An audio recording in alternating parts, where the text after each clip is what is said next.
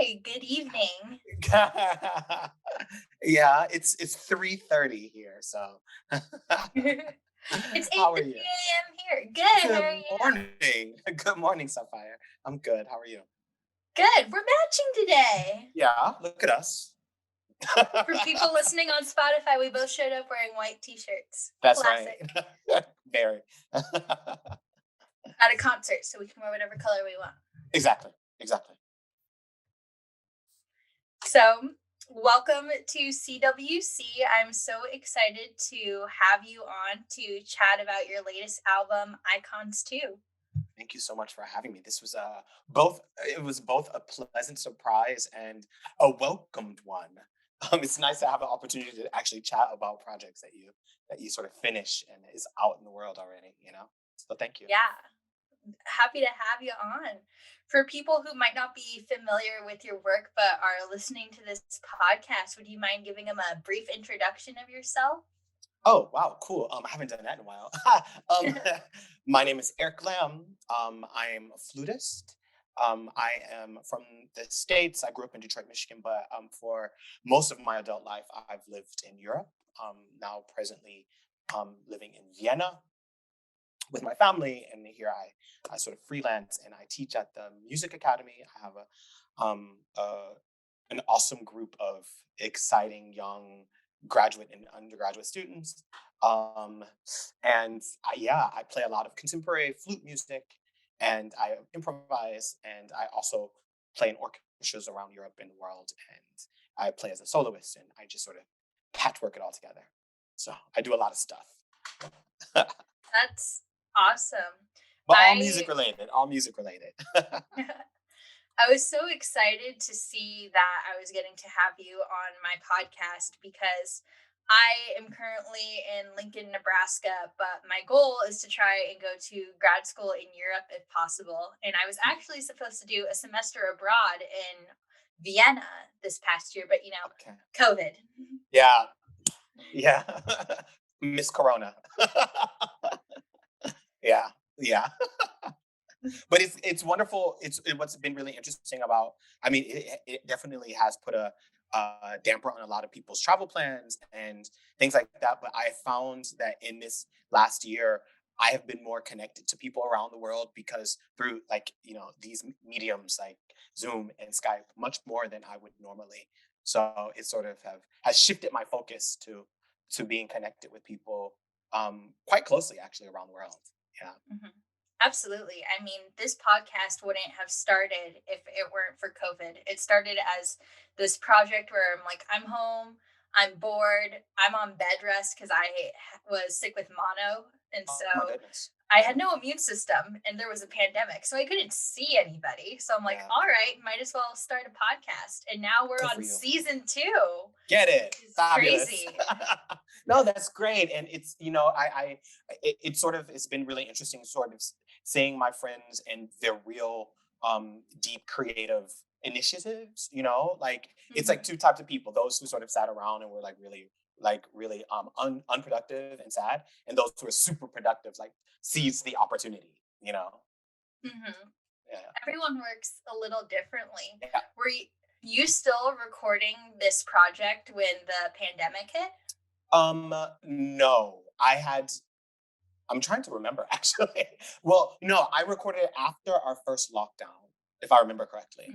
Mhm. So we had a lockdown, and it was things were relaxed for like a year ago, like in the summer, like late summer, and that's when I recorded it. I believe it was kind of a long burn because of COVID. Like the planning was sort of started right before COVID happened, and then COVID happened, and so it sort of put the brakes on everything, and then we sort of just went into the studio and recorded it right after the first lockdown.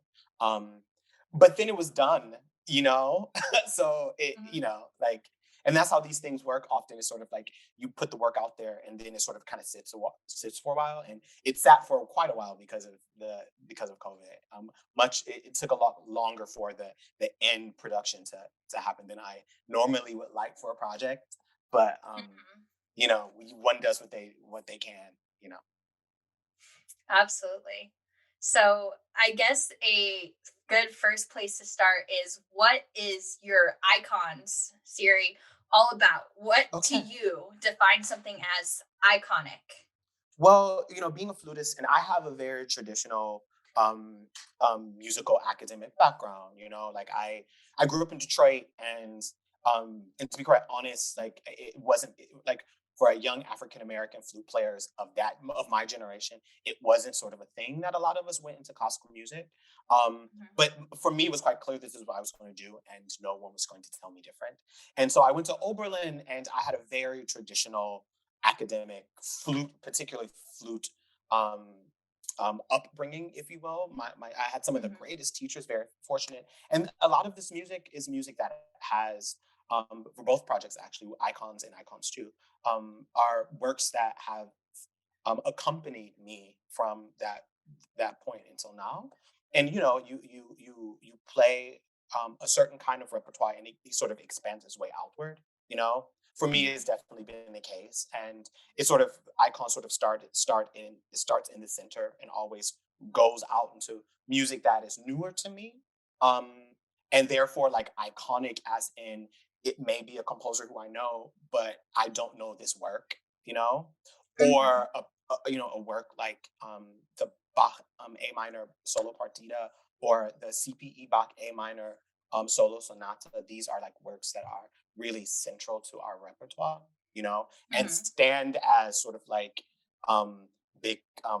I don't know, like buildings. Like you see them from mhm, like what do you call it? Like that ships, lighthouses. In our mhm, in our repertoire that like we always come back to when we are looking for curatorial ideas um you know or in our teaching. So, and I felt that it was sort of time for me. I'm in like my 40s. It was time for me to sort of put out my statement on these works now. And of course, my you know all recordings are like snapshots, mhm, and I don't re-listen to my recordings because I know that I would want to do things differently now. But mhm. one, but the basis is there of my interpretation and how I represent myself through these works. So, and that's the whole idea. And I already have an idea of the next iconic icons. That is so cool. I was listening to the album, and I'm currently in music school. I'm a clarinetist and composer, and some of those were completely new, especially the bass flute piece. Yeah. And then other ones, especially the Bach, I was like, yep, I've definitely heard that in the practice room being angrily played next to me. That's hilarious. Yeah, exactly. And like I said, like the box are things that I was that angry student, Mhm, 25 years ago, next to you, learning for the first time.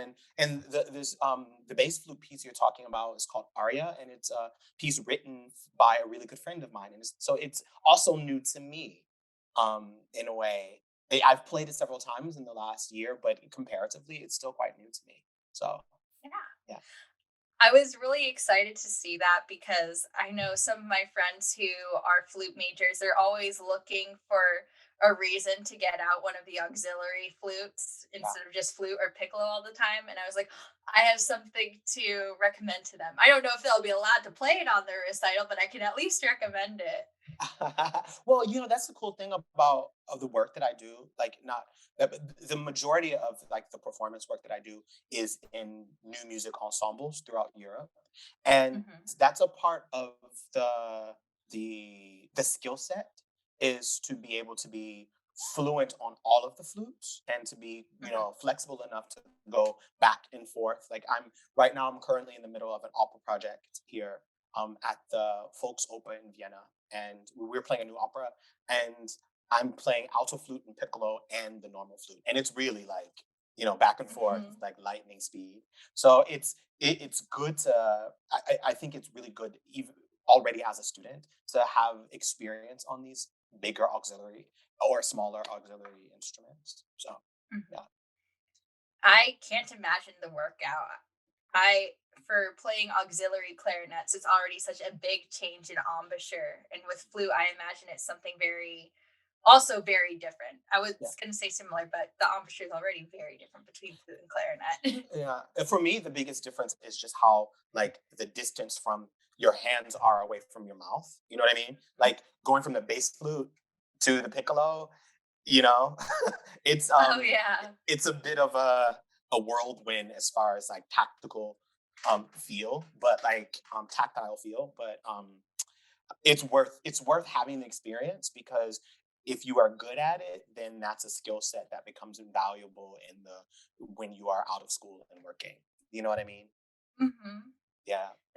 That's so cool. Can I ask what opera project you're working on, or is that Oh, it's not top secret NDA? at all. No, no, no. It's totally not top secret. So, I'm substituting as principal flute in the Folks Opera, which is one of the opera houses here in Vienna, and it's not very new. It's like I don't know. I think the opera's 10 years old. So these days, that's quite old. But it hasn't been. I think it's only been performed once in Germany by a composer Detlef Glanert. It's for small soloist ensemble and vocal ensemble called Leila and May June. It's really lovely. It's like a mythical love story. It's really pretty, but very difficult. The music is very difficult. That just means more practice time. Got to get those 40 hours a day in. Oh my goodness, don't even. I mean, the problem is that like when you are working, I tell my students and students generally, this is the time to practice because you don't really have that luxury when you're out of school. I mean, COVID was great. Well, I shouldn't say that, but it was great for practicing because I got a lot of practicing done. But the rehearsal time takes up your practice time and getting there on the train and like and all those little things, and you still have to clean your flat and walk your dog and go grocery shopping and teach your students. So it becomes a little the luxury of 40 hours a week. I don't have all the time to Mhm. practice. Oh gosh, I when I finally got to the point in my adult life where I had to start doing grocery shopping, I was like, why does this take so much time? So much time. My suggestion is to make a list. Makes it so much easier. I can go into the grocery store and get everything I need because I know where everything is in like 15 minutes. I was so mad. The Aldi here where I go, they changed the format 2 weeks ago. Oh, And I was like, mm-mm. why do you gotta do that to me? No, ma'am. No, ma'am. I'd be so mad. It's like usually the spices are all right here. Now it's a bunch of tomatoes. No, I can't. Well, I'm just very much like that. All of my friends make fun of me. I'm very like routine oriented, And Hmm. if like the spices are not where they are, my whole day is messed up. Well, as I am constantly told by other composers that my like workbook and stuff is way too neat. Like I have everything filed by piece. I think I that's like great. color code it and stuff. Mm. And they're like, mine's a mess. I'm like, I can't deal with that. But as you said before, everyone has their own way of working. Everyone's different. Mhm. Yeah, yeah, yeah, totally. Mhm. Absolutely. Well, like personally for myself, when I practice, I'll set aside the time and I'll just practice for that amount of time. Mhm. Whereas I have some friends who will go into the practice room for 15 minutes, leave for a few hours, come back for another hour. It's Yeah, just all about the person. How do you like to yeah. practice? My practice is very much scheduled around my dog's schedule, to be quite honest. I mean, when you have a family, when you have animals, if you have children, like your life, I don't Mhm, know, but like the more things I have in my life, the more regimented my practice time becomes. Like if I didn't mhm, have a family, if I didn't have, if I didn't have like family responsibilities and like a dog, I would just practice all day. I would probably be that 15-minute person 15 minutes here, 15 minutes there, but it's very, very regulated, you know. And because I do so many different types of things, I learned so many different kinds of musics that everything requires a different kind of attention. I don't have the luxury of just being an orchestral player in that like I can wing it in the rehearsal if I didn't have time, because it's a Mahler mhm, symphony that I've played a lot, like I don't have that luxury always. So my practice is really based upon what I'm doing. I'm mhm. you know, preparing for the opera, I was actually practicing quite a bit because it was a lot of going back and forth. Next week, I'm playing, premiering a flute concerto. The week before last, I premiered another flute concerto.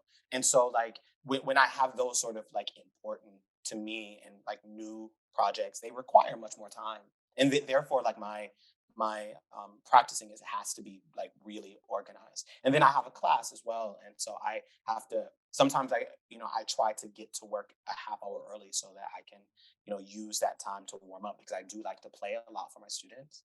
Um, Hmm. because a lot of them are at the point where they need that. Like I don't feel like I need to, but I want to, particularly after COVID, because now we're back in person, and I feel that like they sort of the thing that they missed most during that time while we were having our lessons online was having this immediate sonic feedback from my playing, and Hmm. stylistic things and sound choices and texture of sound. And so now, because I'm playing a lot in my lessons, particularly right now with my students, that I feel like I have to be quite in shape so I don't embarrass myself. Hmm. um, Absolutely. yeah, yeah. So I do practice a lot for more than a lot of my colleagues, but it has a lot to do with sort of the kind of music that I play. Yeah, Nice.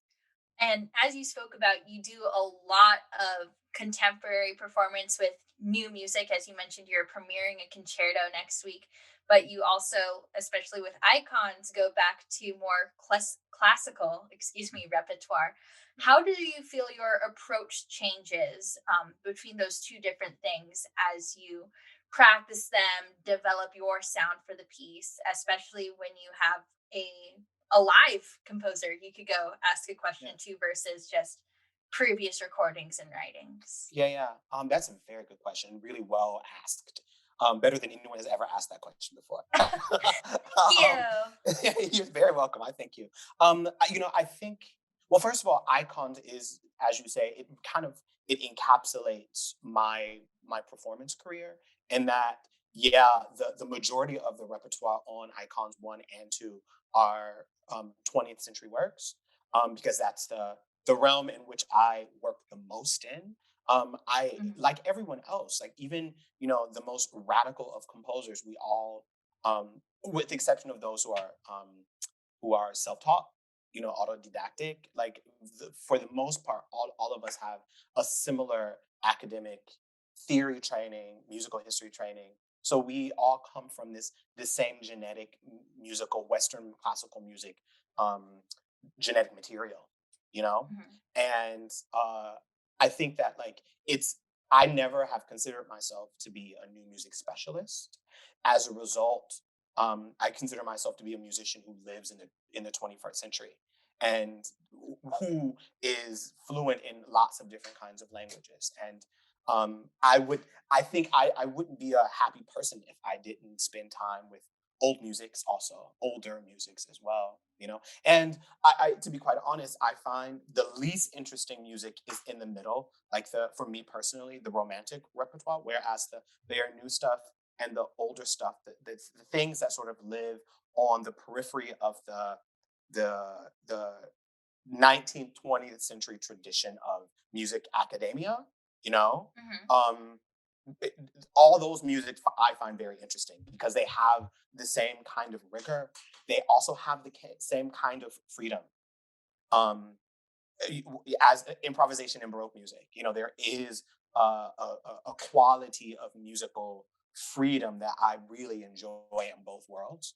And I think as a result of the sheer fact that I do a lot of a lot of different kinds of things, that like my playing reflects that.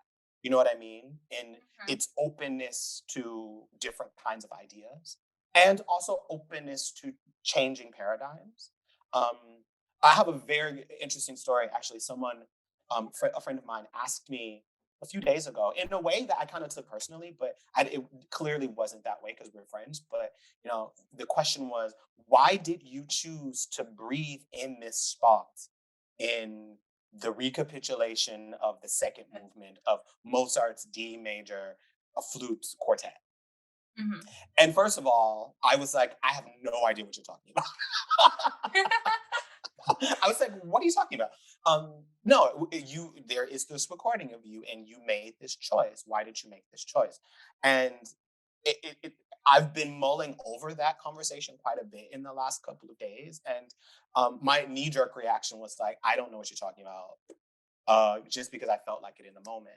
But it's coming from a place of from a colleague who really works in this middle, right? Where all the Mhm, rules are set and they are unchangeable and unmovable, you know? Like mhm, phrase lengths are this long according to this treatise by this dead white man. And you know what I mean? And these are the traditions set up by all of these um, people who are no longer living. Um, Whereas I come from a place where I play so many different kinds of music. I'm like, it's all good as long as you can convince me that it works. That's fine for me. You know, if you choose to breathe there, it's not that you choose to breathe there; it's how you choose to present it. You know, and I think that comes from me working on the periphery. This sort of like this more open mindedness and looseness in performance practice. Um, mhm. Particularly with like works in the middle. Um, but yeah, that's how I feel about like my choice, the choices of things I play, and when I choose to play them, I think it's important to be to be open minded, and I always sort of like question people who are like, I don't like this. I'm like, okay, I don't trust that, you know. Mhm. Because usually the thing that they like doing is lacking something because they have chosen to take to limit their journey artistically, you know.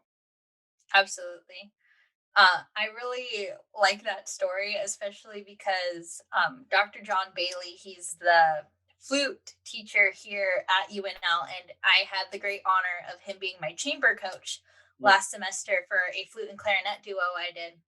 Had the flautist and I actually were debating about where do we breathe in Yeah, like this two measure spot because I believed the downbeat was right here. This is the downbeat of the phrase. And she yeah. said, no, the phrase ends over here and we're supposed to take a breath here. Little did we know there was a standard place Mhm. to breathe where people had done it in the past. But Dr. Bailey, he said something very similar to what you did. And he said, it depends on how you're How phrasing you it Yeah, and how you do it. yeah, And also, because definitely. it's you're a duo, breathe together. Yeah, yeah, definitely. And I also feel it's about the space in which you're performing, and because I didn't listen to that recording because I chose not to because I didn't want to put myself into that like headspace of freaking out about absolutely nothing. Because I am Mhm, quite a sensitive person and I can do that, so I'm working on that. But I didn't listen to it, but I thought quite a lot about when like the circumstances of the recording, what where what who was I playing with, what was the acoustic in the room, and sometimes the standard tradition goes down in the pecking order of priorities when other things become more important, like the mood, the acoustic. If you're in a lot, I find that if I'm in a really large acoustic, I usually play a bright, like what's the English word, a really sort of like bright loud acoustic, like with a lot of mhm, reverb. I tend to play things a little bit slower, as to in contrast to if I'm playing things in a drier acoustic. Therefore, that changes for a wind player, that changes the concept of the breath itself. If you're depending on what tempo you're playing, you know. Um, absolutely. so I'm always a little bit sort of like cautious when people are so caught up on um, traditions that have, to be quite honest, come from normal human beings. Like Mhm, and it's something. As your professor said, it's also something that my professor said. Michel DeBose was my teacher at Oberlin, and he would say, if you can convince me of it, then it's all good you know but that means that you have either the technical prowess to deliver it in a way in which it's convincing, or you've thought about it. And for mhm, me, the thought process is much more interesting at this point in my career, at least, than what people spoon feed me. absolutely. For me, the biggest decision I made for a breathing based on circumstances was it was a spring concert 2 years ago. I had a bass clarinet solo at the beginning of a piece, and I just had to sneeze. And so, like, I was like, oh, can I make it through this phrase? But I couldn't. So, like, 2 minutes, not 2 minutes, 2 beats before the phrase was like officially over, I had to like stop and do like just like kind of get the sneeze out without full on sneezing and then get back to it. Luckily, because it was a solo, the conductor was just following me. And a nice But little upbeat, extended upbeat. Nice. afterwards, the third clarinetist next to me kind of whispered right before we were turning the page for the next piece. He's like, "Why did you breathe there?" Yeah, yeah. Well, I I just mean, need to you sneeze. pulled it off. You pulled it off. That's brilliant. Or at least that's what I think I pulled it off. I also don't like listening to recordings of myself after the fact if I Yeah, can yeah, avoid it, yeah, yeah. because I know it's an important skill when practicing, but after a performance or something, I'm like, I need to just put this away. Yeah, me too. I feel that like because even with this album, like it for me, it feels like it was such a long time ago that I recorded it. There's because you record it, it goes through the you listen to it a couple of times while you're going through the editing process, and then you write the book, the text, or someone else writes it for you, and then it sort of goes into the machine. And Mhm. there have been times because I've recorded quite a lot in my career and already, and um, I mean, there's been times I've listened to the radio and been like, I think that's me. Like, is that Mozart concerto me? Really? Okay, sounds nice. Particularly because I played for several years in New York in the International Contemporary Ensemble. And when I was there, we did a lot of recordings for students at universities as an ensemble. So we come in and workshop their works and then either perform it in like a reading session where it was recorded or in concert. And it's happened to me quite recently several times that I've composers have come across my desk who are interesting to me or should be interesting to me or to colleagues of mine or to record labels or whatever, and people reach out to me and ask me if I know these composers, and I'm like usually like, it's a foggy memory, and then I'll Google it and I'll listen to it, like, oh, that's me. That's so funny. I love that. So, kind of a bit of a backtrack to your exploration of newer music and older music from 17th and 18th centuries. What are your thoughts on the balance between introducing the standard and new repertoire to students who are undergoing, traditional Western music classes in academia or throughout their pedagogy when they're younger? Because I know coming to college, some professors, they're like, yep, we're going to play new music. And Mhm. other professors are like, more Mozart. Yeah, yeah, yeah. I mean, that's a tough one to balance. I mean, I because I teach in Europe, there's always been a push towards orchestral playing, and so I those of my students who feel that that's what they want to at least try their hand at the beginning of their academic career and so the beginning of their professional career, it's kind of required here that they spend a lot of time with Mozart flute concerto and orchestral excerpts because that's what they have to play in order to get jobs, and so this is the time to do it. Um, I personally think is rubbish, and I think that the whole system should be changed, but it won't be changed by me, and it won't be changed anytime soon. So this is what the hand that we've been dealt with. But I like to try to, for those students of mine who um, have a bit of trepidation, and it's usually only because they've been told that it's too difficult to play contemporary music. They've heard from somewhere that it's hard. And so they have some sort of fear. So I try to introduce one piece a semester that is in the core solo repertoire for us because it is like in every century it is a um, there's pieces that are harder and there are pieces are that are easier. So Mhm. for me, for my students, curating their semester, what they work on is very much about that, less about when it lies, but like how it lies. So things that are easier in the 20th century repertoire might be a really easy way of them to get used to new notations.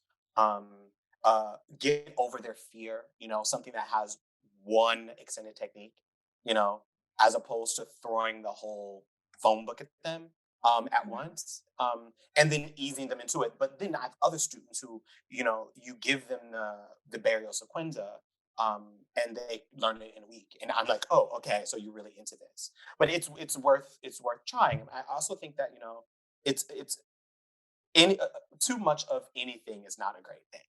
Mhm. It's like too much salt. Salt is not bad for you, but if you eat a whole lot of it, then it's problematic.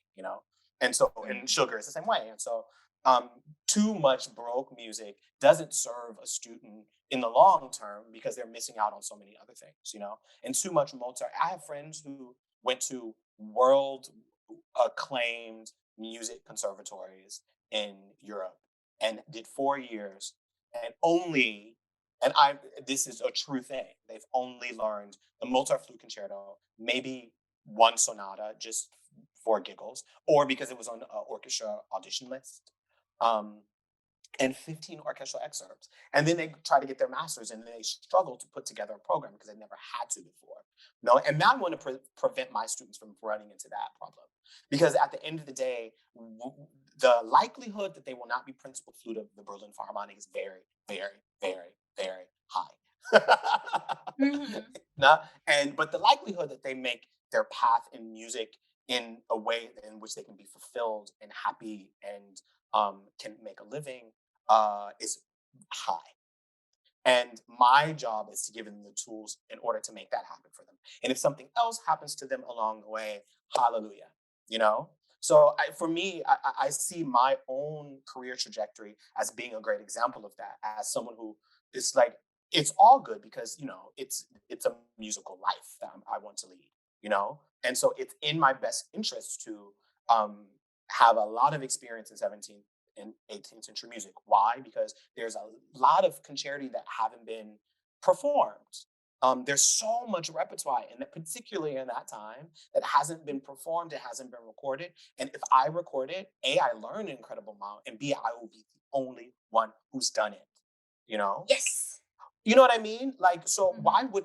why would I want to myself or suggest to anyone to travel the road, most traveled? That's silly. I hope through my recordings and my career choices and my teaching, I can show people that there is a road that's perhaps less traveled, but at some point it will be more traveled because more people will take that path. But that path Mhm. is what you make it. It's not what someone else tells you it is. And that's the most important thing. Yeah. Absolutely. I have felt through a lot of my practice as a clarinetist, especially because I started doing chamber music when I was 10. I started doing summer Right. chamber music programs.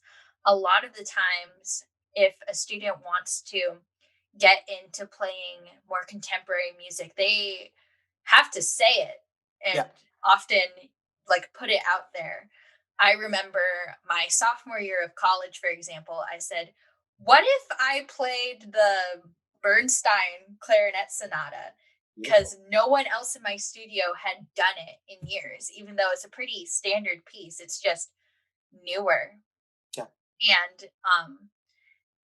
I was so nervous that my teacher was going to say, no, Mm. we only play like classical style stuff here, especially your sophomore year. But actually, he said, yes, let's do it. Let's go Yeah. for it. And Totally, and there's something to be learned in everything. And once you started trend in the class, and then other Mhm, people start being brave as well. Usually, it's easy for a teacher to get caught up in like um the day to day stuff, you know, mhm, and then you forget. I know I do. I forget so much repertoire because I'm like doing my own thing professionally, and then my students are doing the things that they think they should be doing. But recently, I was like, why aren't they playing the Mio sonata? Because I happen to be going through my music because I'm moving and I'm sort of organizing my music. Great opportunities to organize my sheet music, and I was like, I forgot about this sonata. It's so beautiful. What an idiot! My students should be playing this. mhm. It's easy to get caught up in this silo of the day to day, you know. Or it takes a brave student like yourself to sort of snap us out of it and be like, yes, that let's all play it now. What piece would you recommend to a flute student who wants to get into playing more contemporary music but has been kind of pigeonholed for a while in the classical standards? Well, I mean, wow, that's a lot. There's so much great repertoire that's being written right now. You know, um, I think I always think it's really good to find a composer who writes in a kind of a standard new notation. I guess sounds a bit of like an oxymoron, but these days there is like for woodwind instruments in particular, there's like also for strings. What am I talking about? For all of us, there's like a codified way in which we write 21st century extended techniques. And I would say find a composer who has written a 5 to 6 minute solo piece. Like for us, it'd be Takemitsu, anything from Takemitsu. Um, and because like if you are braver and you like speaking and shouting, there's a piece for you in Takemitsu's music. If you like music that's a little bit more chill and slow and rich in sound, there's a piece for you in Takemitsu. But altogether, the notation is you can take your understanding of that notation and then put it into another work, and you can see how much you've learned. I mean, that's how I did it. The first contemporary piece that I played on a recital at Oberlin, um, it was Takemitsu Itinerant, which is on the CD actually. Mhm. Funnily enough, the Takemitsu that's on Icons too was I played on my junior recital, and I learned so much about notation. And for a lot of people, that's where it lies, the fear, just of seeing something new on the page, and it sort of freaks you out a little bit. But once you sort of learn the language, then it's like learning Spanish. Then like learning French and Portuguese is so much easier. You know what I Mhm. mean? It's like learning German, and then if you have to learn Dutch or Danish, it's so much easier because you have the building blocks of widely spoken language are already there, and then you can just like through the process of intellectual sort of like deduction, make a leap into something new.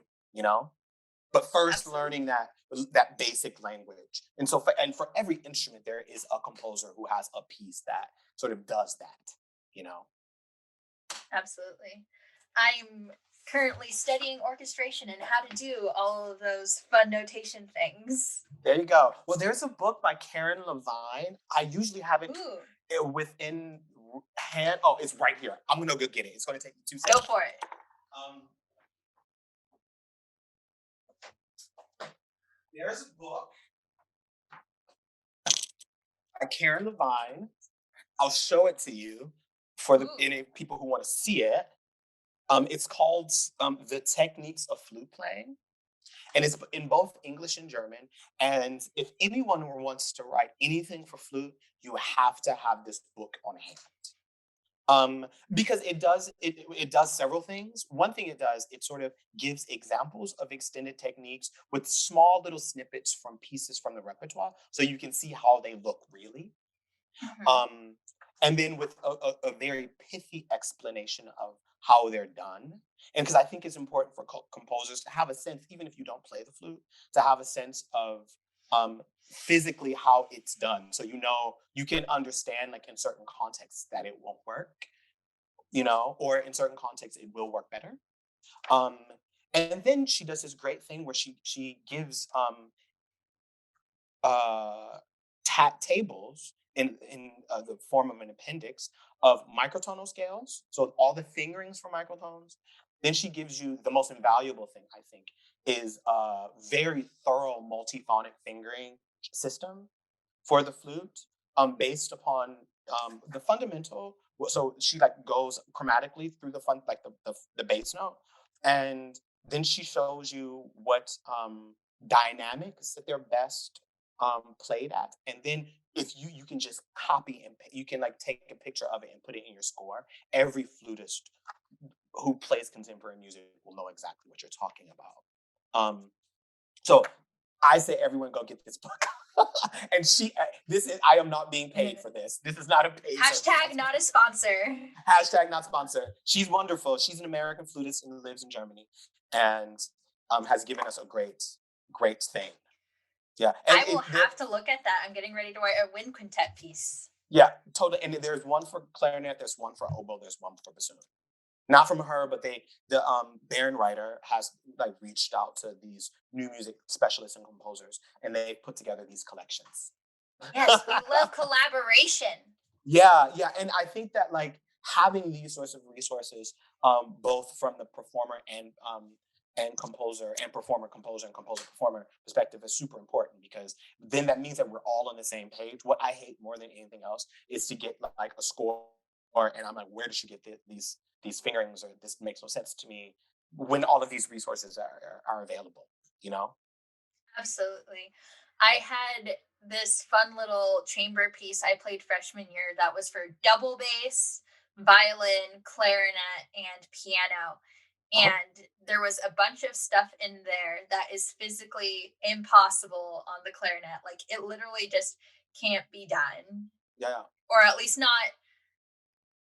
in the way they wanted it done. Like they Mhm. wanted me to gliss in a register, but make it sound like a violin gliss. And I'm like, I can fake it, but it's not gonna Right. come out how Yeah, you and this want is a it. conversation I have with composers all the time. It's sort of like, what is the end goal with all that? You know, like, do you want it to sound good? Do you want people to play it? And if you want people to play it, you can't be sloppy with your work. If I'm that sloppy, I'll never get hired again. You know what I mean? Hmm. Like, and it's when we have so many resources, and it's not an effort to stifle anyone's creativity, but just like in Mozart and Beethoven and Brahms's time, there was a codification of how people did things and they all did it in their different way, but it's for the ease of dissemination of information, you know. Hmm. And as long as it's clear, like I feel I'm all for people writing in a way in which no one has written before, but I have to at least have some sort of it has to be physically logical, you know. The geography and the choreography has to work, you know, because the flute Hmm. does a thing physically, you know. There are a lot of things you can do, but there's more things that you cannot do on the flute, you know?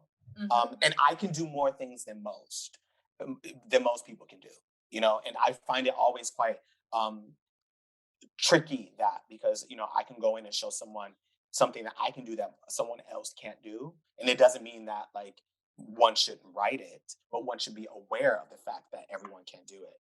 But that's what moves music forward, you know?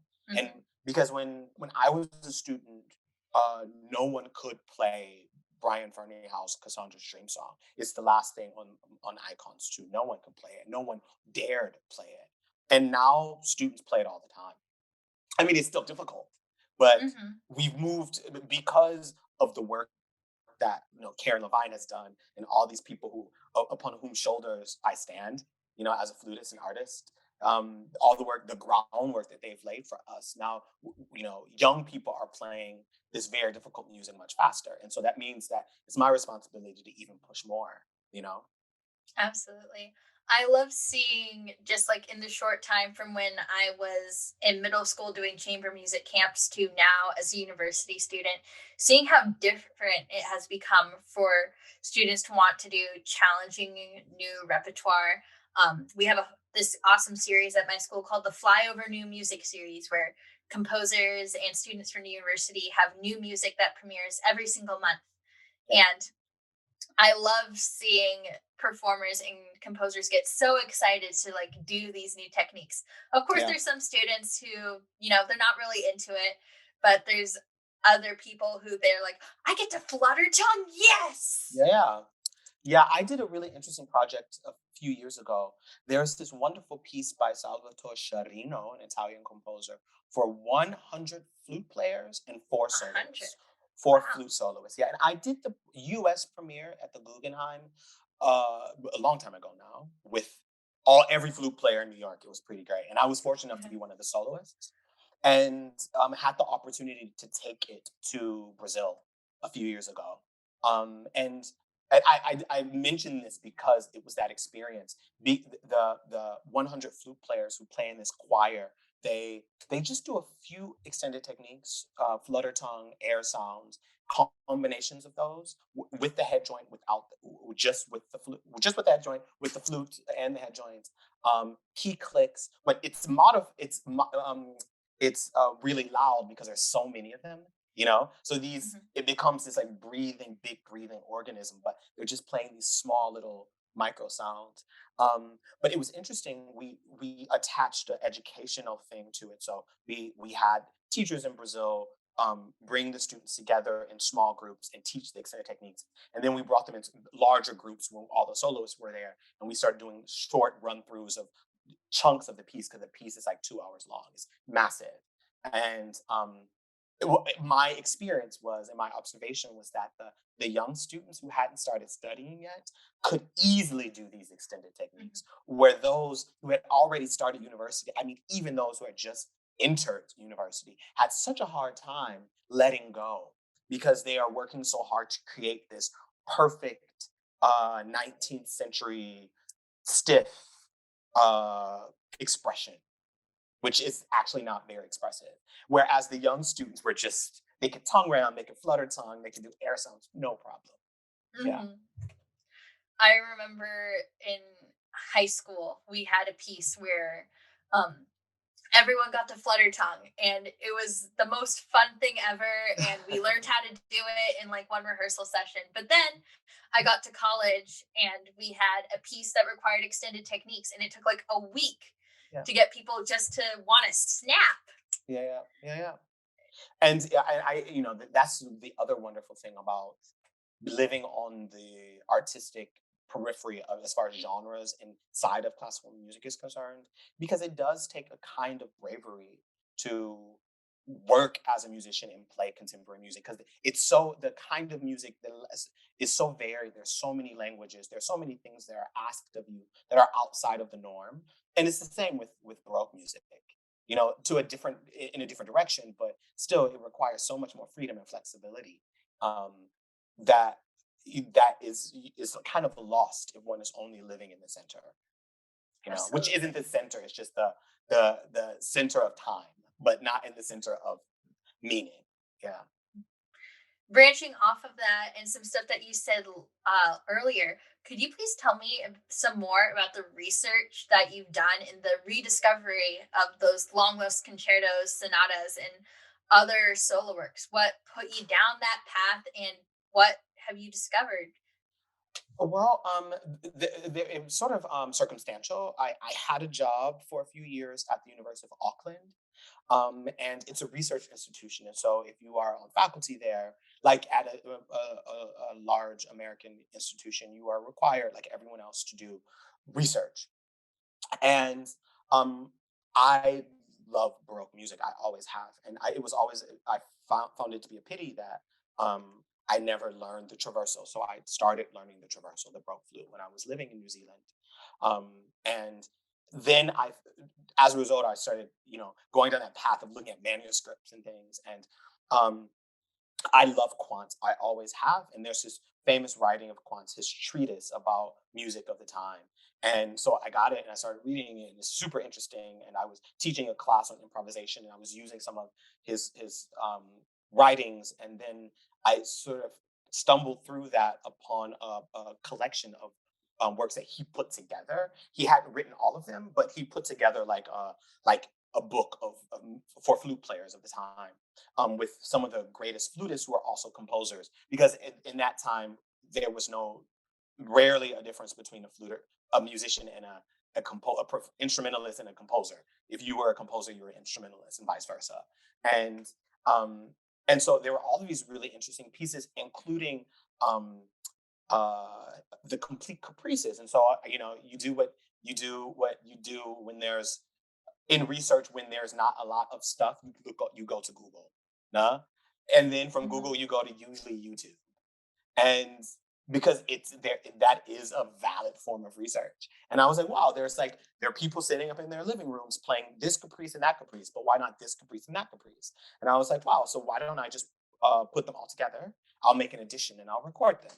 And so I put sort of like a best of, including the caprices from that book of quants that I found, and made an edition and just recorded it in an album, because none of it had been recorded before. Or if it had been recorded, a bit of it here, a bit of it there, but never as one volume of work. dedicated to his music and the music of his time. And then it sort of went further. The next year, I thought, why not see if I can find a financial opportunity to record a CD with orchestra? And um, the great thing about the works of this time, the orchestras are very small, so that means that your resources are easier to come by because you don't have to put together a huge orchestra. And there are specialist ensembles in Europe that do that. Their raison d'être is to do and find these sort of um, lost works. And so I approached an orchestra and a conductor, and they were keen on doing it, and they knew my work from before, and that's how I found for concerti that hadn't been recorded, and there hadn't been a proper edition made of it. So I had to make parts because it was just scores. Because in Quanta's time, that wasn't a thing. He worked for the emperor, and so he everything that he wrote for the emperor, and it belonged to the emperor. So the emperor would take it, and he would have his copyists make 3 copies of the score, and they locked them away because as long as he was living, no one was allowed to play them. And so there are these pristine handwritten scores, but in the style of the time. So the repeats aren't written out and things like that. And there are some mistakes in the harmonies and things like that. So I had to go through and fix all those things. And it was an amazing experience because I learned so much. And then on top of it, I was able to work for a week with this orchestra that does that all the time. And so it was not only an academic learning experience, but a performative one as well. And I think the product that came out sort of reflects that honest work. It's clear that I think it's clear to me at least that I'm not a Baroque specialist, but it's clear that like we're trying to create a product that at least is authentic in its smell, you know, Hmm. without um without being like an imposter. You know what I mean? I'm not trying to be someone I'm not on that recording. But I did like through the process of recording and working with the musicians of the orchestra, I learned an incredible amount. And I can hear that in the product. I love that. Did you guys end up recording with Baroque instruments? No, they do because they play on Baroque instruments. But I recorded on a modern flute. We just moved everything up to 440, which is possible. And I played on a wooden flute, so I own also a modern wooden flute that I Ooh. play in orchestra, like if I'm playing Beethoven symphonies or Haydn symphonies or Mozart operas. I usually play that instrument just because I like the sound is a bit softer and more delicate. Um, and it's a really good instrument. And I use that instrument. So no, I didn't play a Baroque instrument, but that was also a part of the research, how to take a modern instrument and what does it take to play? How do you approach the modern instrument in a way that um, meets a Baroque ensemble in the middle, stylistically and sound wise? I think it's possible. I think that's really cool. I got to go and listen to that later today. Yeah, please do. Yeah, I haven't listened to it, so tell me what you think. will do. So, since we're running out of time, there's just one more thing I would love to touch on with you today. What inspired you, an American by birth, and your undergraduate study to build your career in Europe? And do you think an international education is something that musicians should strive for? Well, I'll start with your last question. Yes, I think it is because all information is good. And I think it's important to see how it works outside of the context in which you grew up in. Like see how people live as musicians in Europe. It doesn't mean that it's better or worse. It's just different. And I think it's worth it. I think it's worth to see this close geographic proximity, how people do things very different in Germany than they do in Austria, than they do in Switzerland, than they do in France, but it's all in like a hour flight from each other. And I'm very fortunate that I'm able to artistically live in all of those spaces. So that has informed how I play everything, just because I have the opportunity to make music with people all over Europe.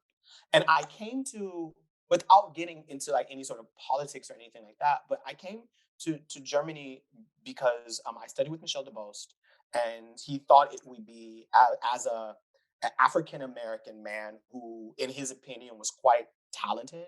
Um, it was a good choice for me to come to Europe just to see, just to have a comparison, to seeing how I felt I was treated as a musician, and what spaces I could inhabit. I think he was right. It served me well in that um, I've always been the kind of person that I've never thought that my skin color was a hindrance, but what I feel about myself is not what other people feel. And if I don't have the power, then that's my problem to deal with. That's the thing I have to contend with. And there's just more opportunity for me. It was at the time, and now because I've been here for a while still, um, as a musician, and not even the musician of color isn't even a thing, you know, where I felt that in that time it's changed a lot, and now in the United States, a few weeks ago, four African American friends of mine became full professors at American universities in flute, and I thought, excuse me, that was not the case when I was a student, and I graduated from Oberlin in 2000. And so 22 years ago, that was not the case. And we've come a long way. And in the meantime, I've made a life here. So, but I think it's really worth it. I think it's very important to learn a second language. Um, just if you're going to play Mozart and if you're going to play Mahler, you should be able to know what all of these things in the score mean. You know what I mean?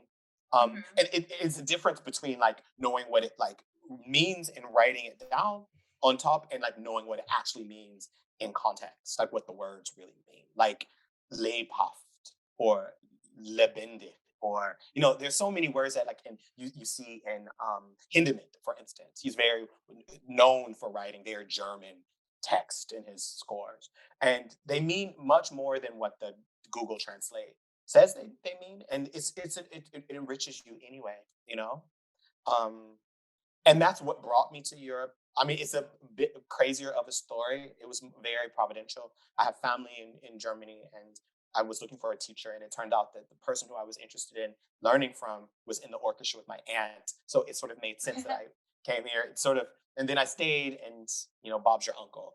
22 years later, I'm still here.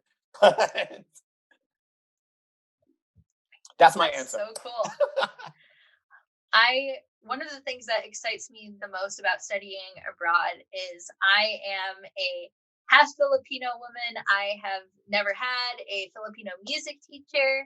Mm, I have had exactly three Filipino music colleagues in mhm, my 21 years on this planet. Um, and I have, even though things are getting better, it's not perfect. I have faced um, discrimination in the workplace. yeah, But I'm very interested to see how that space changes for better or for worse in different areas as I go on to study in yeah, Europe. Fingers crossed that the borders yeah. open up for me. Yeah, yeah, they will. And it's not always easy. My take on that is my experience has always been, and this is just my experience. I can't speak for everyone because other people have had other experiences that I've heard. But my experience has always been that the better if you play well, they'll let you know. You know, Mhm. and if you don't, they'll also let you know. There's none of this Absolutely. like, there's none of this. It's all good all the time. No, it's not. It's really about work, and there's a lot of competition. And of course, some people, there is racism everywhere. But at least like there's a lot of it going on, and there's a space for you to fill. You know, because my thing at the time, and I didn't really see a lot of opportunity. You know, even I was in New York for a while, and I played in the International Contemporary Ensemble, and I thought like when I leave this, because I didn't plan on staying there forever, where what next, and then for personal reasons I moved to Europe, and again, and uh there were spaces for me to inhabit and to work in, and to move in. And it takes work always, but it's there for you to work on. That was my experience, and that has been my experience. I love that. So, last question for Okay. today. What advice do you have for young musicians who are listening to this podcast right now, who are getting ready to build their careers? The one thing I would say is probably the thing that I wish someone had said to me, that whatever you want to do, do it fully. And if you want to do something else. You know what I mean? Like do something, do well for a while and see how it feels. Um, be brave enough to, live into that space. And if it's be also okay if it moves into a different direction. Because because success is defined by you, not by what you think other people think of you and the work that you're doing, you know? And that's something that I have come, fortunately enough, I came to quite early in my musical journey. That, I measure my success, you know, not, I don't measure my success based upon what other people do. I don't measure my success based upon how people project themselves onto me, because that's usually a subliminal way of someone trying to stifle you. Particularly if you're really good at what you do. You know, that's like a systematic. Sometimes not even like if people aren't aware of it. They're trying to stifle you by projecting these things on you onto you in your situation. And know that you're unique and that everything that you do is important. And for me, that has served me well. And that's what I want to say to. That's what I say to all of my students. Sometimes I just need that shaken into them. Yeah, totally. And that's fair. It's not always easy. Being a young musician is hard because you sit in a practice room and you hear people and everyone sounds incredible behind the door. You know? They do. They Mhm. do. Everyone sounds great, but you don't know what their struggles are. You just hear what you want to hear in the moment.